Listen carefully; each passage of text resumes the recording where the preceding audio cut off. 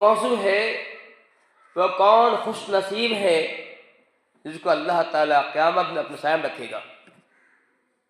وہ کون لوگ خوش بخت ہیں جنہیں اللہ تعالیٰ کا سایہ نصیب ہوگا۔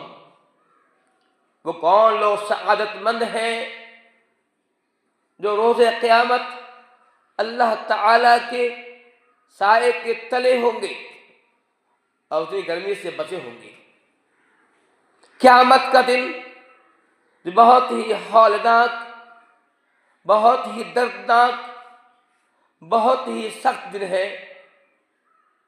یہ دن جو 50,000 سال کے برابر ہوگا۔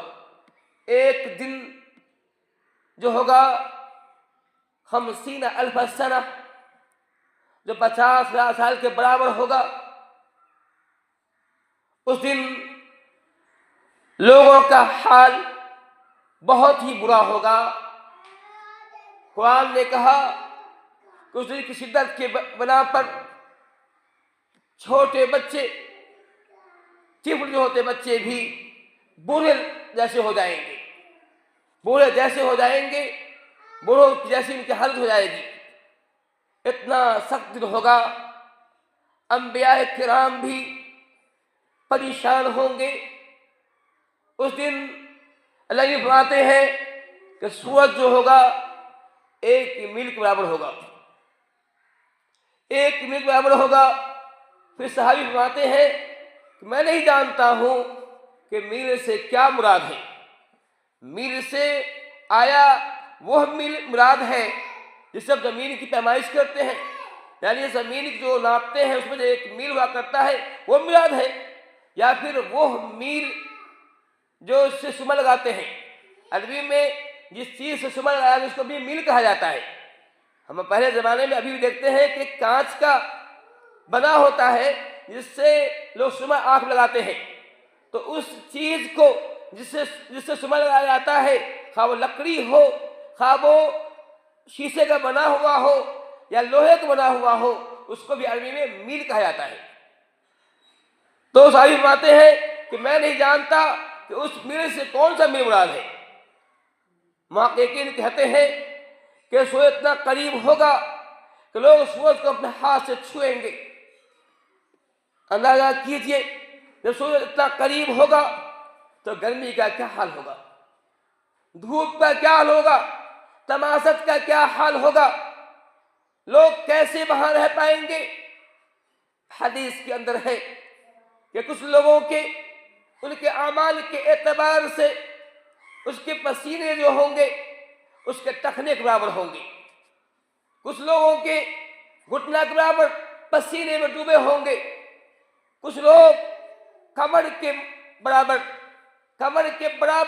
پسینے میں ڈوبے ہوں گے، کچھ لوگ اپنے چھاتی کے برابر پسینے میں ڈوبے ہوں گے، اور کچھ لوگ ایسے بدبخت ہوں گے جو پسینے میں ڈوبے ہوں گے، یعنی کہ کان کے جو لو آتا ہے، لو تک جو، یا پھر ہم اس کو گھوڑا کو جہاں باندھا جاتا ہے کہ لگام تک یہ پسینہ ہوگا، لوگ پسینے میں ڈوبے ہوں گے۔ بلکہ حدیث میں آیا ہے کہ کسی کے ناک تک پسینہ ہوگا، پسینے میں ڈوبے ہوں گے۔ اتنا سخت ہوگا۔ یوم یقوم اللہ رب العالمین، یہ وہ دن ہوگا جس دن آدمی اللہ کے سامنے پیش کیا جائے گا، اللہ کے سامنے کھڑا ہوگا۔ اس دن لوگوں کی یہ حالت ہوگی، لوگ پریشان حال ہوں گے، بالکل اپنے اعمال کے اعتبار سے۔ اللہ فرماتے ہیں اس دن یوم لا ظل الا ظلہ، یہ وہ دن ہوگا جس میں کوئی سایہ نہیں ہوگا، کوئی پیڑ نہیں ہوگا جہاں لوگ سایہ حاصل کر سکے، کوئی عمارت نہ ہوگی جہاں لوگ جا کر ٹھہر سکے اور دھوپ کی گرمی سے بچ سکے، کوئی بلڈنگ نہیں ہوگی جس کے نیچے لوگ جو ہے نیچے لوگ بیٹھ سکے، یا کوئی اونچا پہاڑ نہ ہوگا جس کے سائے میں لوگ بیٹھ سکے، کوئی سایہ نہیں ہوگا۔ الا ظلہ، سوائے اللہ کے سائے کے صرف ایک سایہ ہوگا، وہ اللہ کا سایہ ہوگا۔ اسی سائے کے اندر کچھ لوگ آرام کریں گے، کچھ لوگوں کو پناہ ملے گی۔ وہ کون لوگ ہوں گے جسے اللہ کا سایہ نصیب ہوگا؟ وہ کون خوش بخت ہوگا جس کو اللہ کا سایہ نصیب ہوگا اس طرح کی گرمی سے شدت سے بچ پائے گا۔